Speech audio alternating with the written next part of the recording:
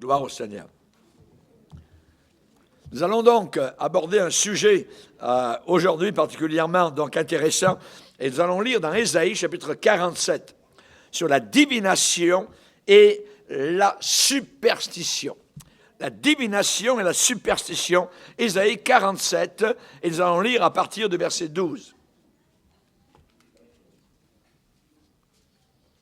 Ésaïe 47 et à partir du verset 12. Dieu de dire, reste donc au milieu de tes enchantements et de la multitude de tes sortilèges, auxquels tu as consacré ton travail dès ta jeunesse. Peut-être pourras-tu en tirer profit, ça veut dire gagner beaucoup d'argent. Peut-être deviendras-tu redoutable, les gens auront peur de toi à cause des pouvoirs que tu auras pu avoir. Tu t'es fatigué à force de consulter. Qu'il se lève donc et qu'il te sauve, ceux qui connaissent le ciel, qui observent les astres et qui annoncent, d'après les nouvelles lunes, ce qui doit arriver, c'est-à-dire ton avenir, ton futur. Voici, regardez ce que Dieu déclare de ces gens-là. Voici, ils sont comme de la paille. C'est pas très lourd. Le feu les consume, et ils ne sauveront pas leur vie des flammes. Ils vont en enfer. Ce ne sera pas du charbon dont on se chauffe, ni un feu auprès duquel on s'assied, c'est-à-dire il n'y a aucune chaleur autour de ces gens-là. Tel sera le sort de ceux que tu te fatiguais à consulter et ceux avec qui tu as trafiqué dès ta jeunesse. Ils se disperseront chacun de son côté et il n'y aura personne qui vienne à ton secours. Seigneur, nous sommes devant toi, nous te demandons particulièrement de bénir cette parole, Seigneur, la parole de vie, la parole de vérité, Seigneur, la parole de sainteté. Nous te demandons, Seigneur, particulièrement de lier toute force diabolique au nom de Jésus-Christ et que nous puissions annoncer ce message avec une grande liberté, Seigneur, afin que des centaines, des milliers de personnes qui nous écoutent autour de la terre puissent être délivrées des forces occultes, des forces ténébreuses, des forces sataniques. Dans le nom puissant de Christ Jésus, nous le demandons et le croyons. Amen. Et tout le peuple dit Amen. Gloire à Dieu. On peut s'asseoir, frères et sœurs, chers amis. Alléluia. Divination et superstition. De tout temps, de toute époque, le désir de l'homme a été de chercher à savoir son futur. De tout temps. L'homme cherche évidemment à vouloir connaître son avenir. Qu'est-ce qui va m'arriver?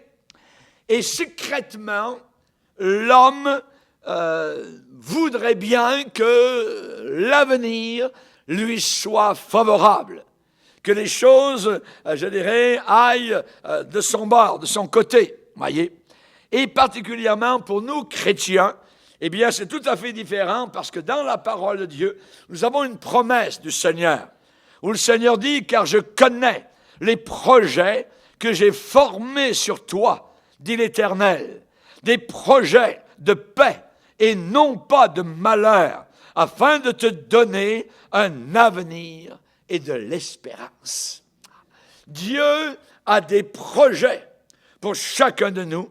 Et évidemment, il veut pour chacun de nous le meilleur.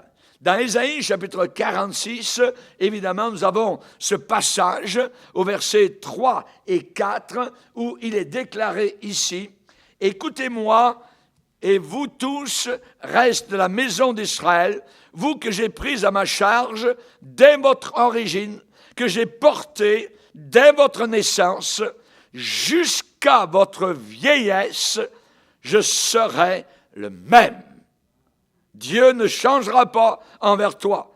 Il a pris soin de toi au départ, il prendra soin de toi même quand tu auras les cheveux blancs. Jusqu'à votre vieillesse, verset 4, je vous soutiendrai.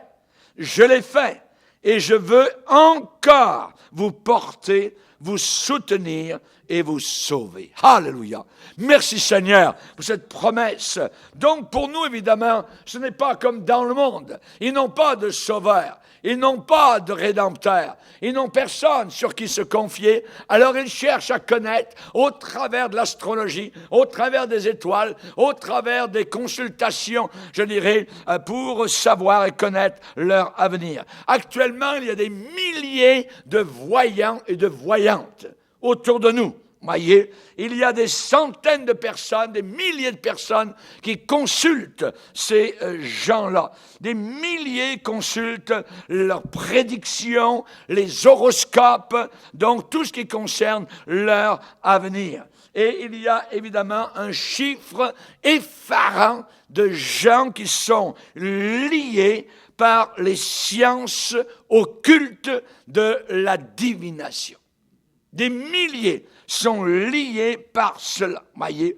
Et évidemment, les gens écoutent la radio, les horoscopes, les ceci, les cela, comme si pour nous, c'était Dieu qui leur parlait. Voyez, ils prennent, je dirais, un grand égard à cela. Il y a des émissions à la radio, à la télévision. Vous avez les horoscopes à la fin de l'épicerie. Vous pouvez acheter directement cela.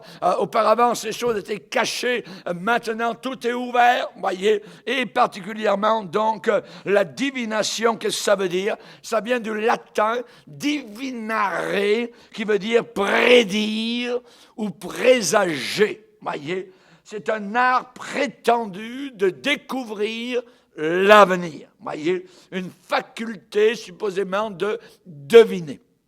La divination, voyez, un devin, c'est quelqu'un donc qui prétend prédire des événements qui vont arriver avant qu'ils arrivent et découvrir supposément des choses cachées. Donc ça, c'est les devins qui font de la divination. Et la divination peut se présenter sous différents aspects. Peut se présenter sous l'aspect de l'astrologie, sous l'aspect de la cartomancie, de la chiromancie, voyez, et tout cela, évidemment, est une contrefaçon, une fausseté, une contrefaçon de ce qui est vraiment de Dieu.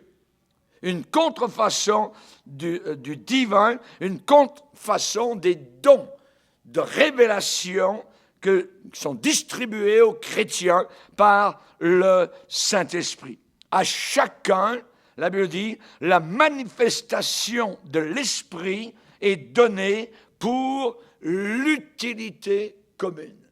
Et Satan, qui est le singe de Dieu, c'est Luther qui disait cela, que Satan est le singe de Dieu, il essaie d'imiter donc les choses de Dieu, les dons spirituels authentiques, mais lui dans le domaine évidemment occulte. Alors nous allons voir tout d'abord l'astrologie.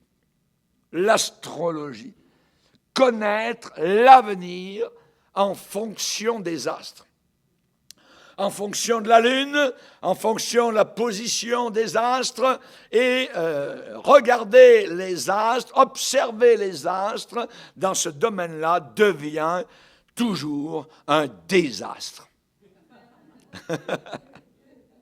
Un désastre, voyez. La Bible parle de cela, nous l'avons lu tout à l'heure. Ceux qui observent les astres, c'est écrit, voyez. Ceux qui connaissent le ciel, qui observent les astres, qui annoncent, d'après les nouvelles lunes, ton avenir. Ce n'est pas d'aujourd'hui, l'astrologie.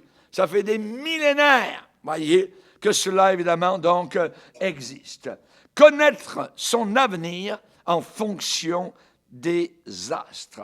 L'astrologie offre les horoscopes qui, sous leur aspect, je dirais, gentil, de bonhomie, voyez, ça semble inoffensif, voyez, ça semble cacher l'interrogation secrète des mystères de l'au-delà.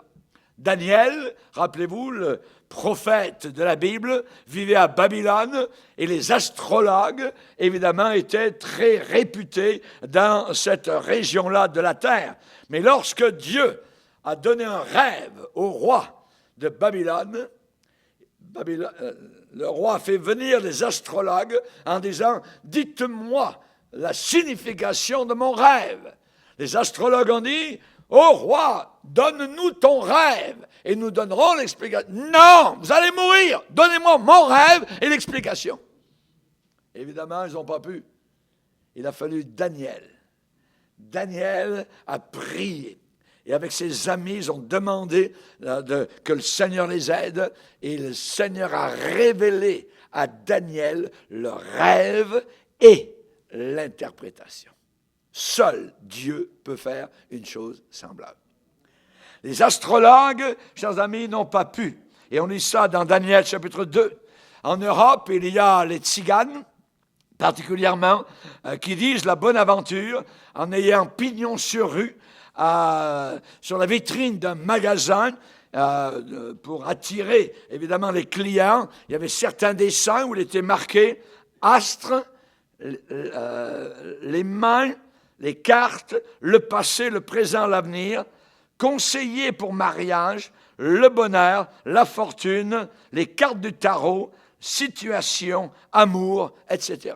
Donc, tous ces domaines-là, évidemment, font partie de l'astrologie. Par exemple, les cartes de tarot, voyez, on peut en voir jusqu'à 78, imaginez. On se fait tirer les cartes de tarot et à partir d'une carte ou de plusieurs cartes, évidemment, la cartomancienne va vous dire votre avenir. Les cartes de tarot, voyez, soi-disant d'origine égyptienne, voyez, qui expriment les principes, disent-ils, de la science occulte. C'est une tradition secrète, supposément, qui est conservée, et par le jeu de ces cartes et leurs images, supposément, il y a l'explication de tous les mystères des hommes, depuis la création jusqu'au jugement final, en passant même par la rédemption. Parce que là-dedans, ils se servent aussi de la croix, ils se servent de la Bible, ils se servent de toutes sortes de choses. C'est un mélange, une soupe. Le diable, évidemment, comme qui connaît toutes les Écritures, évidemment, donc mélange les gens. Donc, et les pauvres petits chrétiens, dès qu'il y a le mot Bible, ça doit être chrétien. Alors attention, voyez, il faut faire très attention parce qu'ils s'en servent eux aussi. Et on va lire un passage dans Deutéronome 18. Deutéronome chapitre 18. Le Seigneur déclare au verset 9, Deutéronome 18, verset 9, un passage classique, évidemment, qui dévoile les œuvres du diable et les œuvres occultes, les œuvres d'astrologie. Lorsque tu seras, verset 9, lorsque tu seras entré dans le pays que l'Éternel, ton Dieu, te donne, tu n'apprendras pas à imiter, ça veut dire à faire comme, voyez, à faire comme eux, à imiter les abominations. On parle ici de choses abominables, de ces nations-là, ces nations païennes. Alors, qu'est-ce que le Seigneur n'aime pas? Verset 10. Qu'on ne trouve chez toi personne qui fasse passer son fils ou sa fille par le feu. Personne qui exerce le métier de devin, d'astrologue, d'augure, de magicien, d'enchanteur. Personne qui consulte ceux qui évoquent les esprits ou disent la bonne aventure. Personne qui interroge les morts. Car quiconque, n'importe quiconque fait ces choses est en abomination à l'Éternel. Et c'est à cause de ces abominations que l'Éternel, ton Dieu, va chasser ces nations devant toi. Donc, toi, tu seras entièrement, totalement, complètement à l'Éternel, ton Dieu. Car ces nations que tu chasseras écoutent les astrologues et les devins. Mais à toi, l'Éternel, ton Dieu, ne le permet pas. Ne le permet pas. Dieu ne veut pas. Dieu interdit que nous ayons des contacts, donc, avec le domaine occulte, avec la table des démons. Donc, particulièrement, cela est très important, où déjà, dès le début de la Bible, cela est dévoilé, cela est dénoncé par notre Seigneur. C'est un jeu subtil qui est très dangereux, L'emploi de la Bible mélangé au livre magique, aux livres de magie. Et dans ce domaine-là, il y a des livres qui existent, comme nous avons la Bible. Dans le domaine occulte, dans le domaine de l'astrologie, ils ont des livres. Ils ont le petit Albert, ils ont le grand Albert, il y a tous les livres du Nouvel Âge. Voyez, il y a la Kabbale juive. Voyez, la Kabbale, c'est un livre. Voyez, en hébreu, ça vient de Kabbalah. Voyez, qui veut dire tradition. Et c'est une interprétation juive, ésotérique, donc, du texte de la Bible. C'est très dangereux. Donc, et dans l'occultisme, ils se servent de la Kabbale, donc, ça veut dire, il y a des passages de la Bible pour tordre totalement la parole de Dieu et lui faire dire ce qu'elle ne veut pas dire. Donc, les adeptes des sciences occultes utilisent dans un sens magique, donc, les symboles de la Kabbale, donc, juive. Il faut faire très attention, évidemment, donc, à cela. Ils ont leurs livres. Il y a aussi, vous savez que Moïse a écrit 5 livres. Vous connaissez les 5 livres de Moïse? Oui. Genèse, Exode, Lévitique, Nombre, Deutéronome. Dans le domaine occulte, c'est bien, dans le domaine occulte, il y a le 6e livre de Moïse. Il y a le 7e livre de Moïse, très dangereux, voyez. Il y a aussi des livres sur la vie cachée de Jésus. C'est très dangereux, tous ces livres-là. Donc, depuis, je dirais, l'âge de 12 ans jusqu'à 30 ans, on n'a rien dans la Bible. Mais eux, dans l'occultisme, ils se servent de cela. Ils ont des livres par rapport à ce que Jésus a fait. Il est allé aux Indes, tout ça. C'est complètement faux, voyez. Donc, il faut faire très, très attention à cela. Le livre d'Enoch, voyez, aussi, est un livre à, je dirais, repousser totalement. Il y a des chrétiens qui regardent sur Internet tout ça. Pasteur, vous avez vu le livre d'Enoch, tout ça, ça serait bon à lire. Ça. Mais je ne veux rien savoir. Rien savoir. Parce que c'est un mélange. Nous avons le texte des Écritures, c'est 66 livres de la Bible et pas plus. Voyez, le livre d'Enoch est cité dans la Bible. Mais il n'est pas dans le canon des Écritures. Et je ne veux rien savoir de tout ce qui n'est pas dans le canon des Saintes Écritures. Amen. Gloire au Seigneur. L'emploi de la Bible mélangé à des livres magiques est très dangereux. Et avec cela, évidemment, c'est toujours pour dire la bonne aventure, et même les guérisseurs se servent de la Bible, se servent de croix, se servent de chapelet, toutes sortes de choses, et ils font même des prières à Dieu, ainsi de suite. Voyez, et tout cela, c'est dans le domaine de l'occultisme, dans le domaine de satanique. Rappelez-vous, dans la Bible, lorsqu'il y a eu un réveil spirituel à Éphèse, la parole de Dieu est entrée dans la ville d'Éphèse. C'était une ville qui était totalement dédiée à la déesse Diane. Il y avait un temple immense, voyez, qui faisait la gloire des Éphésiens. Et quand l'évangile est entré, évidemment, ça a bouleversé le monde occulte. Et il y a beaucoup de gens qui ont donné leur vie à Jésus.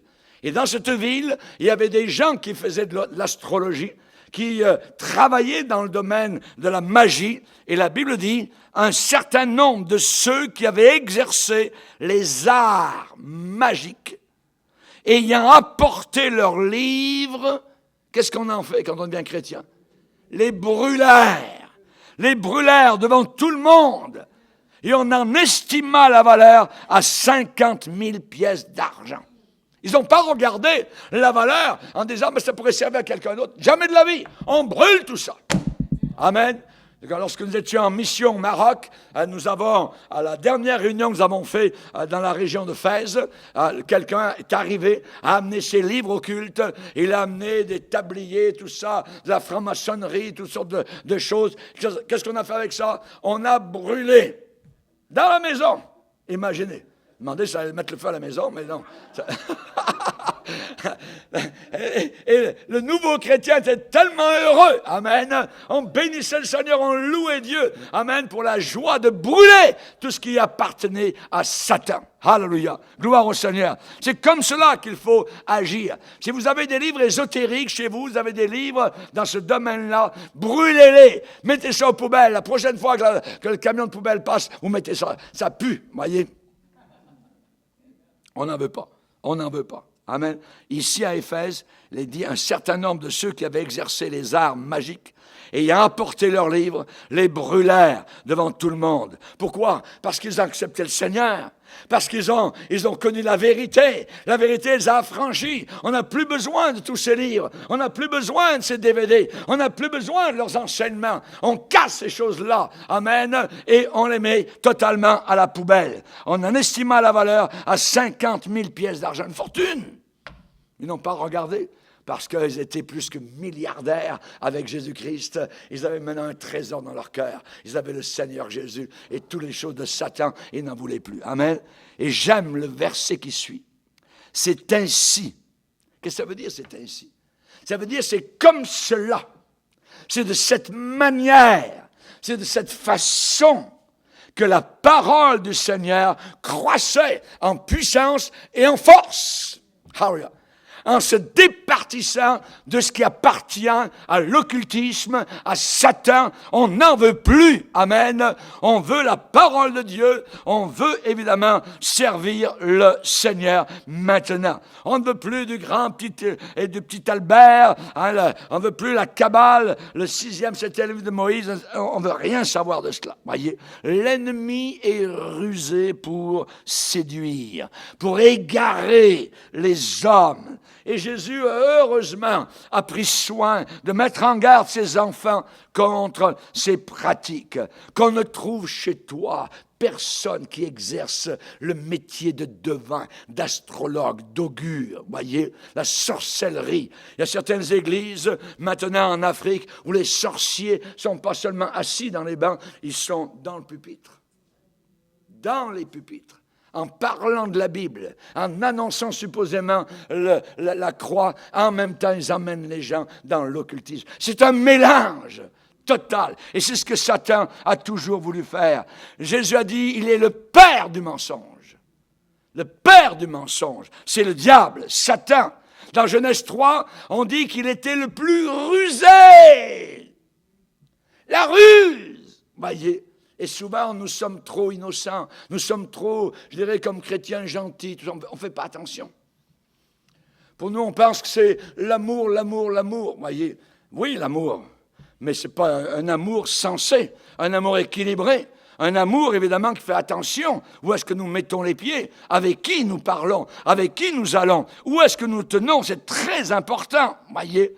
Et pour justifier, évidemment, que dans tout cela, il n'y a pas de problème. Voyez, non. Voyez, souvent ils disent non, ça n'a rien à voir à faire avec le diable, et il n'y a aucune puissance occulte là-dedans. Il veut nous dire que l'influence d'esprits mauvais n'est pas là, voyez. Alors on essaie d'expliquer scientifiquement la divination. Non, c'est la science, c'est une science, c'est des sciences occultes. Mais aujourd'hui, si vous mettez le mot science devant n'importe quoi, voyez, c'est acceptable. Mais rappelez-vous que le mot science commence par une lettre qui s'appelle S, comme serpent, voyez. Et là, évidemment, on doit faire attention à ces sciences occultes, voyez. Alors, on dit que scientifiquement, la divination, non, il n'y a pas de problème. Alors, on se sert des mots comme le sixième sens. Le sixième sens, ah ouais. Le troisième œil. On va se servir de mots comme clairvoyance, télépathie, psychanalyse. Voyez, les mots changent. Ce n'est plus ce que c'est véritablement la bonne aventure, mais c'en est. C'est de la bonne aventure. Mais le danger reste le même. Le danger est identique. Pourquoi? Qu'est-ce que les gens veulent? Qu'est-ce qu'ils veulent faire? Les gens veulent entrer dans le monde de l'invisible, veulent connaître sans passer par l'Évangile. Lisez avec moi Jean chapitre 10. Sans passer par Jésus. Jean chapitre 10, verset 1er.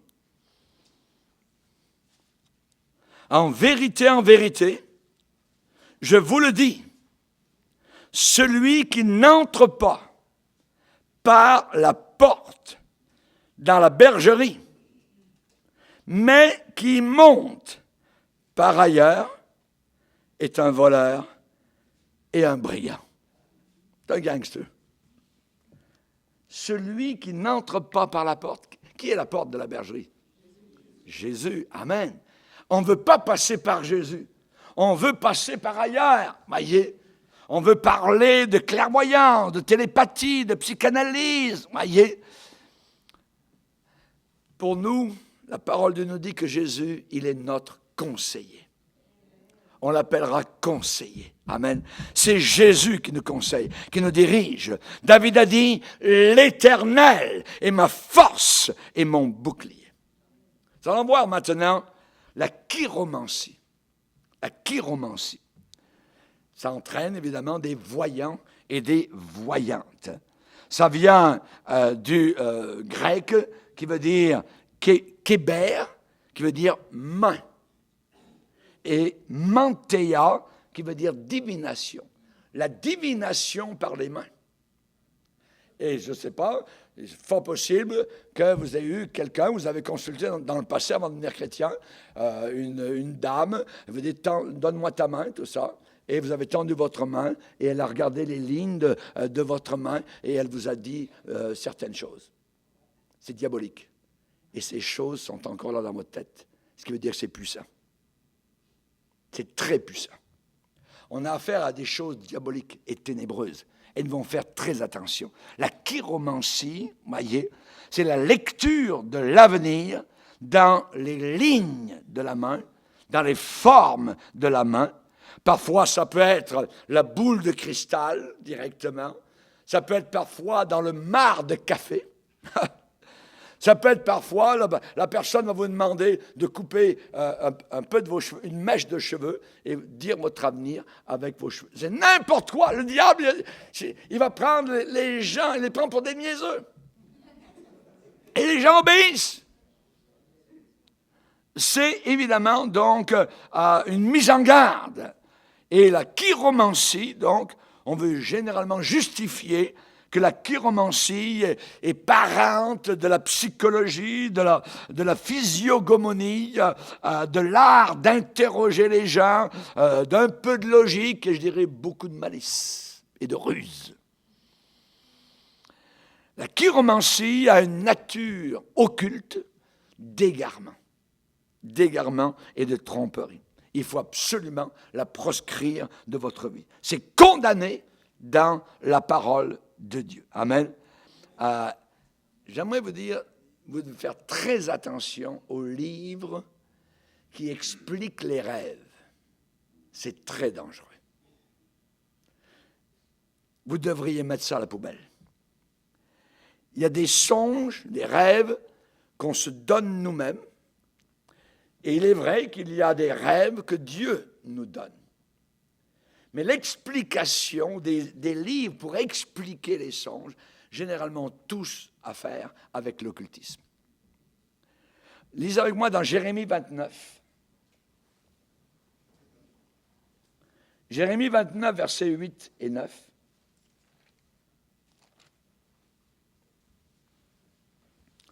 Car ainsi parle l'Éternel des armées, le Dieu d'Israël. Jérémie 29, verset 8. Ne vous laissez pas tromper par vos prophètes. Ce n'est pas les prophètes de Dieu, vos prophètes, qui sont au milieu de vous, et par vos devins. N'écoutez pas vos songeurs, ceux qui ont des rêves, voyez, vos songeurs dont vous provoquez les rêves, car c'est le mensonge qu'ils vous prophétisent en mon nom, au nom du Seigneur. Je ne les ai point envoyés, dit l'Éternel. Donc attention, ne vous laissez pas tromper. Dans le domaine des rêves, aujourd'hui vous avez des livres entiers, voyez, dans les magasins, vous avez la Bible des anges, voyez, vous avez tous ces domaines-là, c'est de l'occulte, c'est le domaine du nouvel âge, voyez. On a même des Bibles occultes. Vous devez faire très attention. Alors, c'est vrai que le Seigneur peut parler par des songes, parce que la Bible en parle. à un endroit dans le livre de Job, au chapitre 33. On va lire Job 33, verset 15. Il est dit Dieu, verset 14, Job 33, verset 14, Dieu parle, cependant, tantôt d'une manière, tantôt d'une autre. Et l'on n'y prend point garde. Il parle par des songes, par des visions nocturnes, quand les hommes sont livrés à un profond sommeil, quand ils sont endormis sur leur couche. Alors, il leur donne des avertissements et met le sceau à ses instructions. Pourquoi? Afin toujours de détourner l'homme du mal et de le préserver de l'orgueil, afin de garantir son âme de la fausse et sa vie des coups du glaive. Donc, il parle, verset 15, par des songes et par des visions nocturnes. Il y a des rêves parfois qui viennent de Dieu. Mais il y a aussi ceux qui ont des rêves, surtout quand ils viennent du domaine païen, et qui, évidemment, n'ont rien à voir à faire avec le Seigneur. Et ils veulent, évidemment, nous faire croire que ça vient de Dieu. Ça, c'est très dangereux. Ne vous laissez pas tromper. On vient de lire dans Jérémie, chapitre 29. Voyez, que va faire un bon pasteur? Un bon pasteur, il va avertir, comme je le fais ce matin, ces gens vis-à-vis, évidemment, donc, des erreurs, des égarements. Avec quoi je vais avertir? Toujours la parole du Seigneur. La parole de Dieu. On va lire dans Tite, premier chapitre. Dans Tite, premier chapitre. Il est dit ici, on parle des conditions pastorales, ici, verset 8, mais qu'il soit hospitalier, c'est-à-dire accueillant, ami des gens de bien, modéré, juste, saint, tempérant, attaché à la vraie parole telle qu'elle a été enseignée, afin d'être capable d'exhorter selon la sainte doctrine et de réfuter les contradicteurs. Voilà le travail d'un vrai pasteur. Amen. Être toujours attaché à la vraie parole telle qu'elle a été enseignée. Heureux l'homme qui ne marche pas selon le conseil des méchants, dans la divination, dans l'astrologie, dans la chiromancie. Ce sont évidemment des conseils des méchants. Je te conseille de divorcer, je te conseille ceci, je te conseille de le quitter, tout ça. Je vois dans la boule que tout ça, poubelle. Non, voyez. Donc, nous devons faire attention. Heureux l'homme qui ne marche pas selon le conseil des méchants, qui ne s'arrête pas sur la voie des pécheurs, qui ne s'assied pas en compagnie des moqueurs. Mais qui trouve son plaisir dans la loi de l'Éternel. Amen. Alléluia. Satan peut parfois annoncer une partie de vérité. Regardez comme c'est séduisant. Satan peut parfois annoncer une partie de vérité pour mieux tromper, pour encore mieux séduire. Vous vous rappelez l'histoire, Paul qui arrive à un endroit avec Silas pour prêcher l'Évangile, et parmi la foule, tout ça, il y a une femme qui se met à crier. Ces hommes sont les vrais serviteurs du Dieu vivant. Ils vous annoncent la voie du salut. Tout ce qu'elle dit est correct. Un vrai chrétien dirait la même chose. En réalité, ça venait de Satan. Rendez-vous compte? On va le lire. Acte 16. Acte chapitre 16.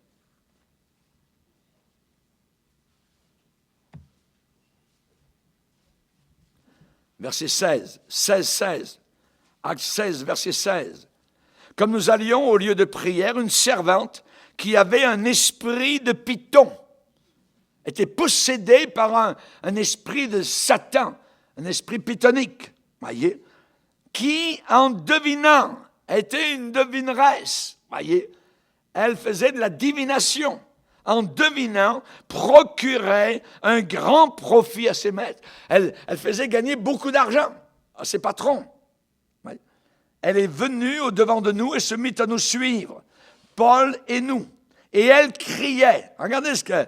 Ces hommes sont les serviteurs du Dieu très haut, et ils vous annoncent la voie du salut. Elle ficela pendant plusieurs jours. Paul, fatigué. J'aime ça, fatigué. Vous voyez? Ras-le-bol. Paul, fatigué. Se retourna et dit à l'esprit qui était en elle, cet esprit diabolique, pythonique, et dit à l'esprit, je t'ordonne au nom de Jésus-Christ de sortir d'elle. Et il sortit à l'heure même. Donc, elle ne pouvait plus deviner. Donc, il y a eu un problème, et c'est ce qui a amené, évidemment, donc, Paul et Silas en prison. Les gens se sont jetés contre eux, les ont battus, ainsi de suite. Il y a eu toutes sortes de choses, mais seulement pour vous dire que ce qu'elle disait était exact. Mais je pense que la manière avec laquelle elle le disait, Paul a discerné. Non. C'est Satan qui se déguise. Il y a une puissance diabolique derrière ça, voyez. Et c'est la raison pour laquelle nous, chrétiens, de la fin des temps, nous avons besoin d'un don spirituel qui s'appelle le don de discernement. Il ne suffit pas que quelqu'un arrive avec une Bible, que quelqu'un commence à nous parler de Jésus, savoir de quel esprit il est animé. Donc, poser des questions, comme Jean nous le dit, éprouver les esprits pour savoir s'ils sont de Dieu. Ici, ce que la femme disait était exact. Il y a des gens qui ont le don de deviner dans le monde, hein, ce sont des devins. Vous êtes assis dans un bar ou quoi que ce soit, et la personne qui a le don est capable de vous dire exactement à la sainte près le nombre d'argent que vous avez dans votre poche. Ça, c'est un don diabolique. Ça, c'est Satan. Voyez? Et on ne joue pas avec ces affaires-là. On ne veut rien savoir de cela. Et ici, cette femme, elle procurait beaucoup d'argent. À peu près comme une prostituée qui a des hommes qui la surveillent, tu sais, qui ramènent de l'argent, évidemment, cette femme-là aussi. Donc, par ce don diabolique, a amené beaucoup d'argent donc, à ses patrons. Et tout d'un coup, quand le démon est sorti, plus rien. Elle ne pouvait plus rien dire. Voyez? Parce que le démon a été chassé. Merci Seigneur. Donc, Satan peut parfois, je dirais, annoncer une partie de vérité pour mieux tromper, pour plonger dans l'erreur. Voyez? Regardez, on va lire un autre passage. Je sais qu'aujourd'hui, on va dans beaucoup de passages, mais c'est très important. Deutéronome 13. Deutéronome 13.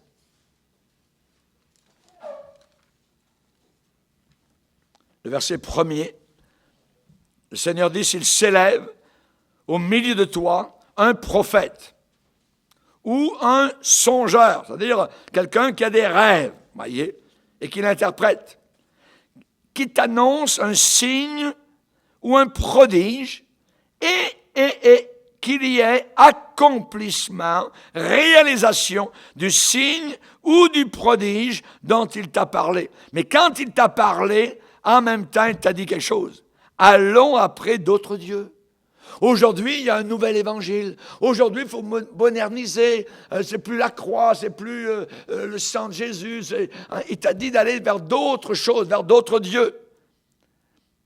Allons après d'autres dieux, des dieux que tu ne connais pas, et servons-les. Qu'est-ce qu'il faut faire? Quelle est la réaction? Il vient d'annoncer un signe, et il y a eu accomplissement du signe. Vous dites, il est vraiment de Dieu. Il a annoncé une chose, la chose est arrivée. Ah ouais? Oui, mais en même temps, il t'éloigne du Seigneur. Ou il t'éloigne de l'Église.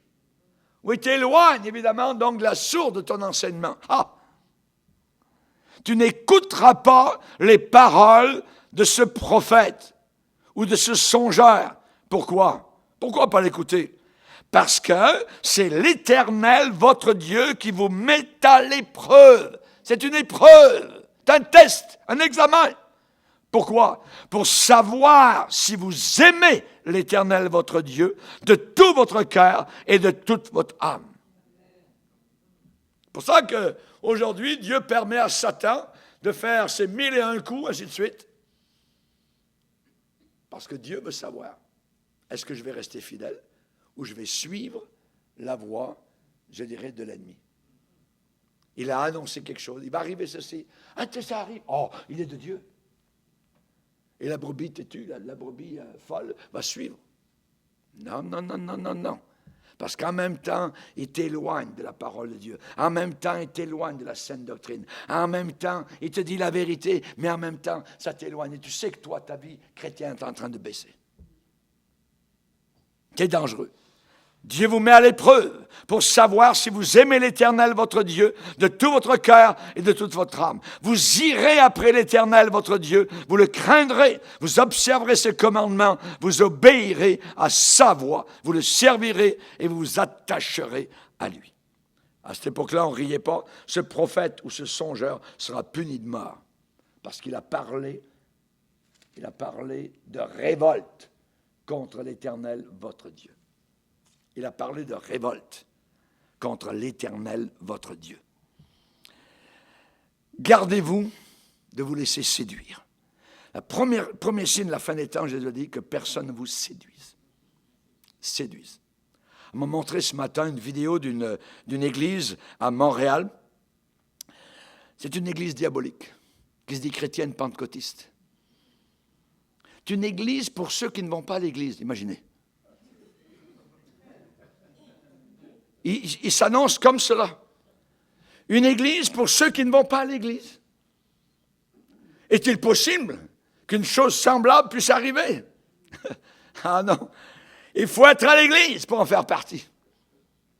Le moment où tu quittes l'église, tu la quittes. Tu n'es plus là. Il faut rester attaché à l'église. Attaché à l'église. Et lorsque on les voit en train de danser en avant de ça, vous entrez dans une ambiance de club de nuit.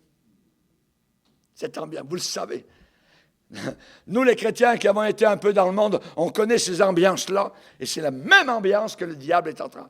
Et ils disent, notre Dieu, nous te louons. Quel est le Dieu? Oui, c'est leur Dieu, mais il s'appelle Satan. Ils sont en train d'adorer le diable. Il faut avoir du discernement. C'est aussi simple que cela. La Bible dit, d'où me viendra le secours? Secours me vient de l'Éternel qui a fait les cieux et la terre. Amen. Par la foi au nom de Jésus-Christ, il faut chasser de nos vies tout ce qui essaie de nous troubler. Le moment où vous êtes troublés comme brebis du Seigneur, il y a un problème. Un très grave problème.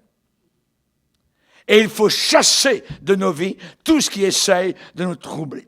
Mais dans l'Église de Dieu, à l'intérieur, pas en périphérie, à l'intérieur, dans l'Église et dans la communion du Seigneur, nous avons des révélations que Dieu veut nous accorder.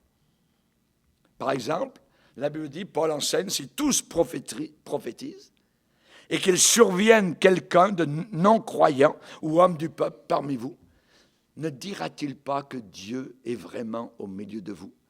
Parce qu'au travers de la prophétie, son cœur sera dévoilé, sa vie sera mise à nu au travers des dons spirituels puissants que Dieu accorde à son Église. Chers amis, nous devons rester sur le chemin des Écritures.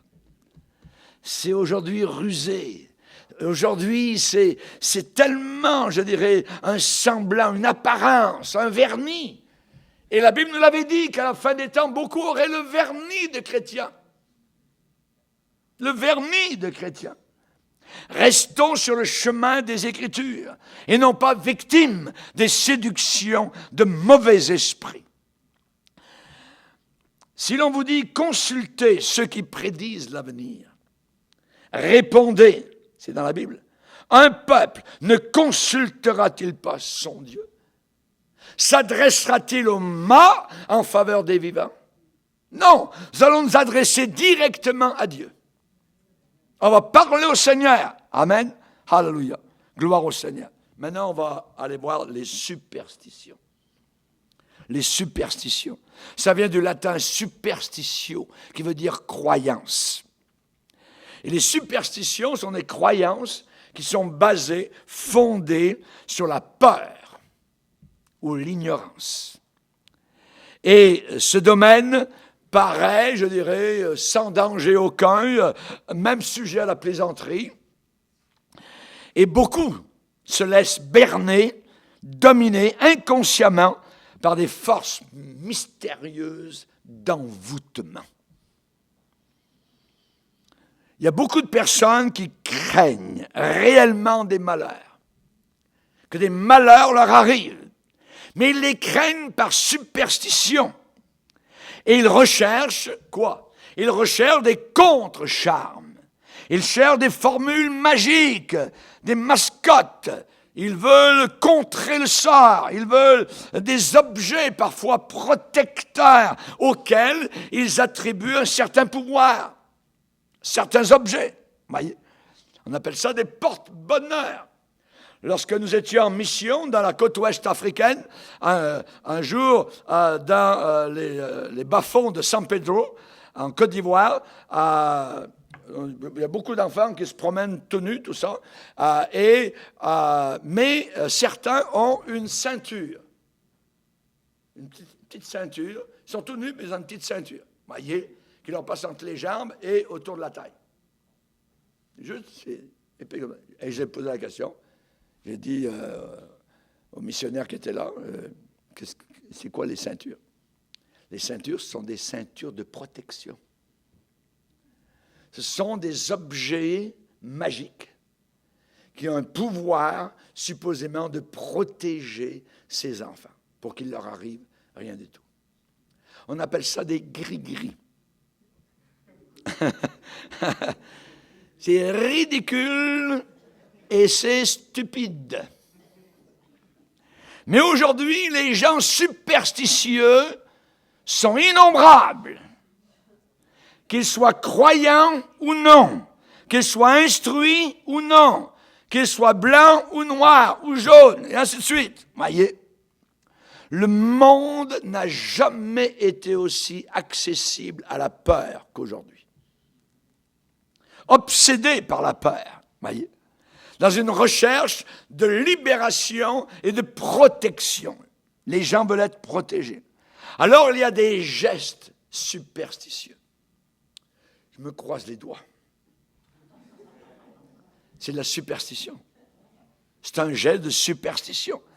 Pour prévenir, pour empêcher certains malheurs, ou parfois même pour guérir de certaines maladies ou certains maux. Voyez, oh, vous savez, je touche du bois. C'est un geste de superstition. C'est de la superstition totale, voyez. Dans certaines régions, en Occident, mettre le bras gauche autour du cou, ça c'est bon contre le mal de gorge.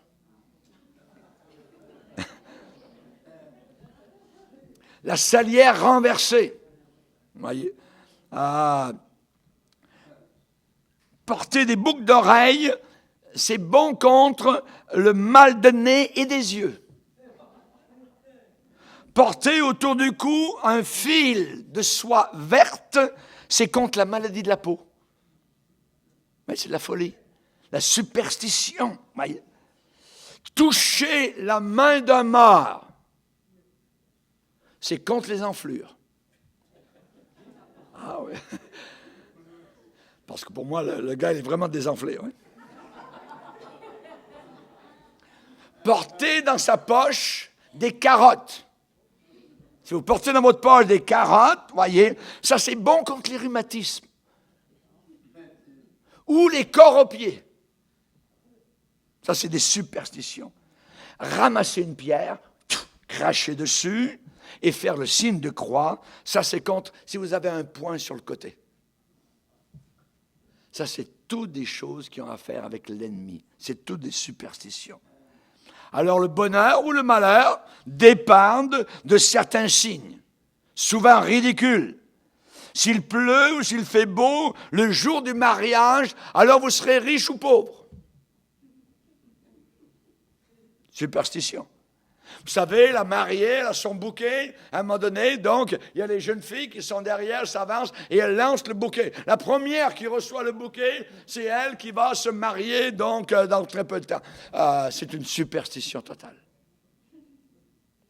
Mais on est rempli autour de nous, voyez, rempli, évidemment, de superstitions.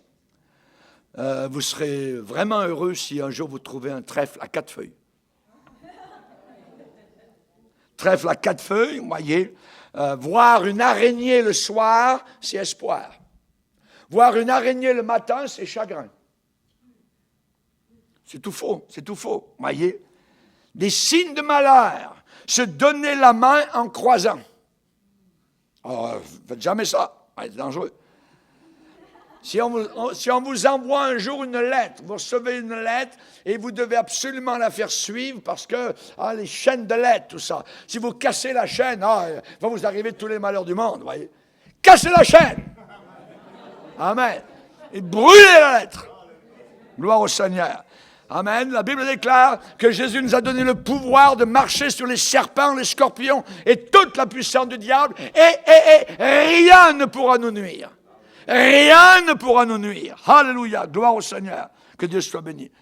Si un jour vous avez quelqu'un qui travaille, vous êtes sur le trottoir et il travaille, il est en train de faire de la peinture, tout ça, et vous passez sous l'échelle. Voyez. Eh bien, passez sous l'échelle. Il y a des gens qui disent, vous avez passé sous l'échelle, c'est du malheur. Non, voyez, rien du tout, voyez. Attention, les gens font attention au chiffre 13. Le vendredi 13, voyez, il y a des ascenseurs, vous devez aller voir quelqu'un au 13e étage, et vous êtes dans l'ascenseur, et vous cherchez tout ça. Mais non, où est le 13? On passe directement, donc, du 12 au 14. Parce que c'est... non, les gens ont peur. Vous voyez, de l'endroit 13, il peut vous arriver n'importe quoi. Vous voyez. Surtout les vendredis 13. Nous aimons faire des conférences les vendredis 13. Mais les gens, toutes sortes, évidemment, de superstitions. Nous, le Seigneur nous dit, ne crains pas, crois seulement. Alléluia, gloire au Seigneur. Que d'influence superstitieuse sur le comportement des individus. Vous voyez, quelqu'un... Il sent les oreilles qui tintent, voyez. Oh, ça veut dire que quelqu'un parle en mal contre moi. Jamais de la vie, voyez. Chanter en mangeant. Ça veut dire que vous avez un mari qui est vraiment bête. C'est pas vrai. C'est pas vrai, voyez. Si vous rêvez un jour de poux, vous savez les petits poux, vous rêvez des poux, c'est un signe que vous allez recevoir de l'argent. Dans le monde, ils croient toutes ces affaires-là. Clouer un fer à cheval, voyez, sur la ferme, les animaux seront en santé. Non.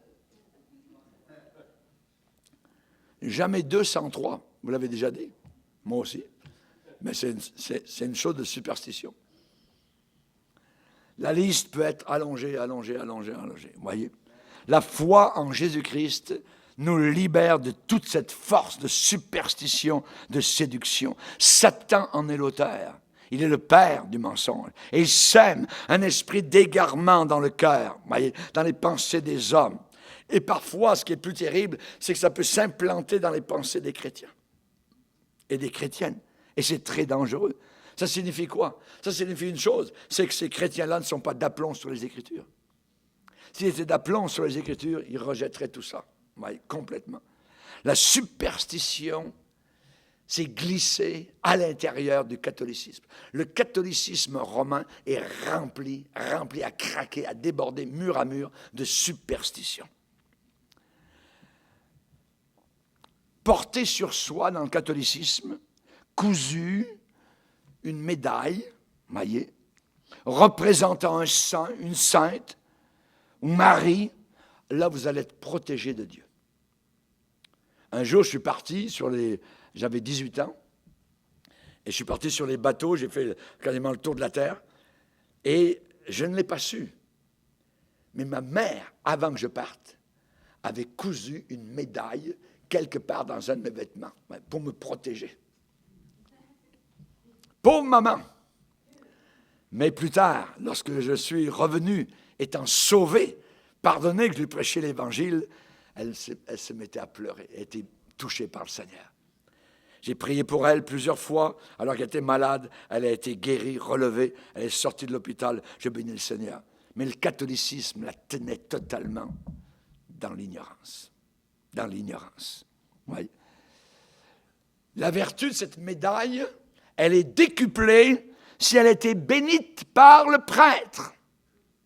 C'est encore mieux si elle vient d'un lieu de pèlerinage. Et c'est encore mieux si elle est bénite par un évêque. Elle a encore plus de pouvoir. Un jour, mon épouse était malade à l'hôpital à Edmundston Et il y avait une dame qui était en train de mourir. Elle avait autour de son cou rempli de médailles. C'était partout, partout, partout. Mais elle est morte dans la nuit en s'accrochant à ces médailles. C'est terrible. Dans l'Église catholique, si vous accrochez du buis béni dans la maison, qui est ramené de l'Église catholique le jour des rameaux, alors la maison va être protégée. Ben, il n'y a pas de problème. Et si vous en plantez dans votre jardin, là, vous allez avoir les meilleurs légumes de la région. Une bouteille d'eau venant de Lourdes. Ah!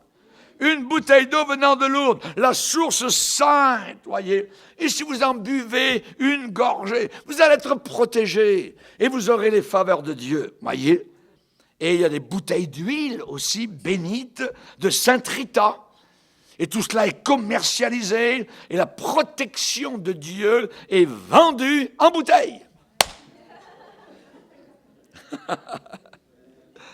Les neuvaines, les prières récitées avec la pensée magique à la 9e prière. Neuvaine. C'est la 9e prière qui est importante, voyez. Nous prions le Seigneur. Ne soyez pas comme les païens, voyez, a dit Jésus. Nous prions dans la foi. Alléluia. Ceux qui se convertissent à Jésus-Christ sont délivrés de cette superstition grotesque. Le baptême des bébés est une superstition. Ça se loge jusque dans la doctrine catholique. Un geste du prêtre, une parole rituelle, quelques gouttes d'eau et un peu de sel sur le front de l'enfant. Et tout d'un coup, le bébé devient un enfant de Dieu. Mais il est déjà un enfant de Dieu. Il l'est déjà. C'est la superstition. C'est la superstition totale. C'est de la magie. Le vrai baptême, dans la Bible, voyez, eh bien, il est dit que ce n'est pas la purification des souillures du corps, mais l'engagement d'une bonne conscience envers Dieu, depuis que la personne a été sauvée. Amen. L'hostie qui est donnée par le prêtre. Voici l'agneau de Dieu. C'est la superstition. Totale, complète, voyez. Et l'hostie est transformée magiquement par quelques formules pieuses, et l'hostie devient le corps et le sang de Jésus-Christ. La raison pour laquelle, quand on était catholique, il ne fallait pas, avec les dents, d'essayer de manger, parce que peut-être du sang serait sorti. Ah, bon, mais... D'une crainte superstitieuse. Voilà la superstition, voyez. Le signe de la croix aussi est un signe de superstition. Hier, j'étais dans un magasin et j'attendais mon épouse et j'étais en train de regarder les demi-finales de la FIFA. Il y a un Russe, il y avait une équipe de Russie contre la Croatie et pendant le match, il y en a un qui a fait ça. Il voulait gagner. Voyez. Superstition. Un geste magique de protection. Voyez. La Bible dit... Celui qui te garde, c'est l'Éternel, et il te gardera de tout mal. Alléluia, gloire au Seigneur, que Dieu soit béni. Aujourd'hui, j'aimerais vous dire que nous pouvons être totalement délivrés de toutes ces superstitions et de servir le Seigneur avec joie. Amen. Quand je vois des supposément chrétiens qui restent collés encore au catholicisme, à l'Église catholique, c'est abominable. Ils n'ont pas compris l'Évangile. Ils n'ont pas compris l'Évangile. La Bible dit, sortez du milieu d'eux. Amen. Gloire au Seigneur. Donc, ne vouloir rien avoir à faire avec l'astrologie, avec la chiromancie, avec les superstitions. Et ce soir, nous allons voir l'invocation des morts. Voyez, on va parler de cela. Et le peuple de Dieu a besoin de connaître ces choses-là. Amen.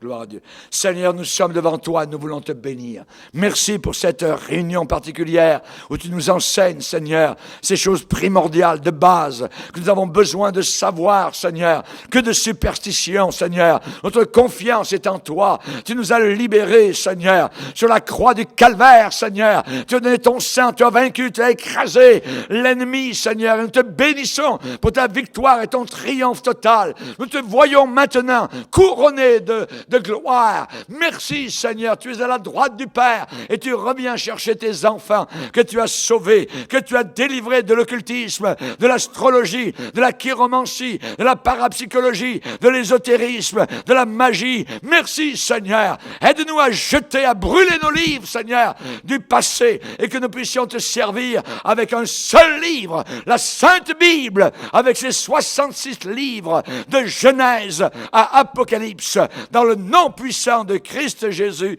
Amen. Et tout le peuple dit Amen. Gloire à Dieu. On va se lever ensemble. On va bénir et glorifier.